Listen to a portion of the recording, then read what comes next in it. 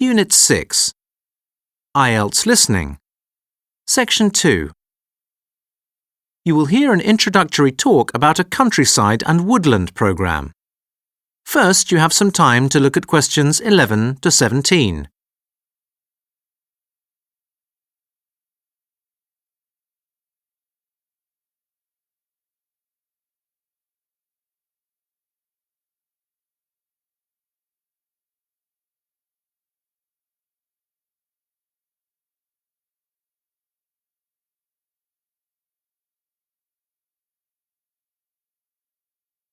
Now listen and answer questions 11 to 17. Good morning, and welcome to the Moorland Countryside and Woodland program.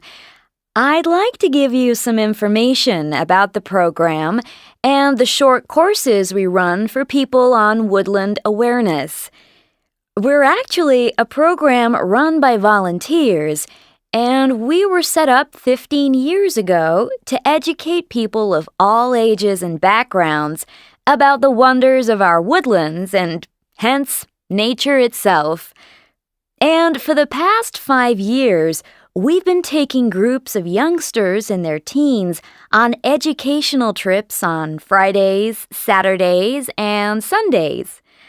From schools, mainly from around the area, but some have come from much further afield. At first, some youngsters are not very impressed by the setting because we discourage them from using any electronic devices, especially smartphones, so they can engage more with the surroundings.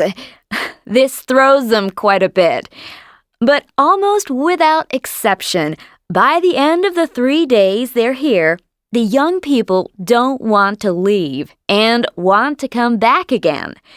In fact, 2 of the workers here came with student groups 5 years ago, and when they left school, they came straight to work for us. The program is completely self-sufficient, due in part to the sales from the plant nursery and also to donations. But the bulk of our income's now from running the educational and awareness courses. This is a basic map of our center.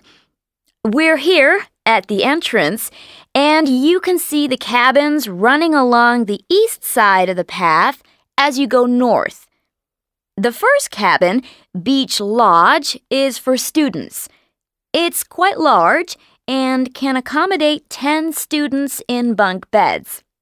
Then, the next 4 cabins are for families, and the cabin after that, Chestnut Lodge, is for teachers, which can hold up to 4 adults. On the west side of the path, directly opposite the family cabins, are the educational facilities. They're quite up to date with all the latest wizardry. And next to that's the cafeteria, which is shared with visitors to the center. Just beside the cafeteria is a family area with climbing frames for children. We don't allow open-air cooking here because of the trees. The plant nurseries, that area you can see that runs all the way along the north part of the map. Before you hear the rest of the talk, you have some time to look at questions 18 to 20.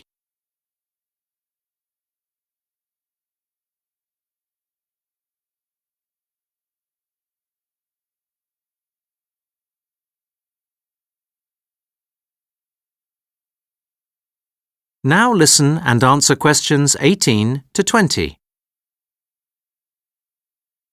If you go over here, between the family area and the nursery, the path leads to the woodland itself.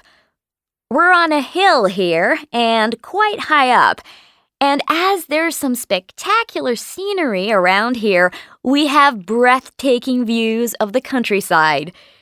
You can see the river stretching for miles through rolling countryside.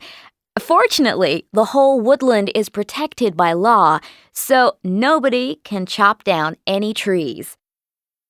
The landscape here has not changed for hundreds of years. Some of the trees have been growing here rather a long time, and the aim of the scheme and the volunteers is to keep it that way.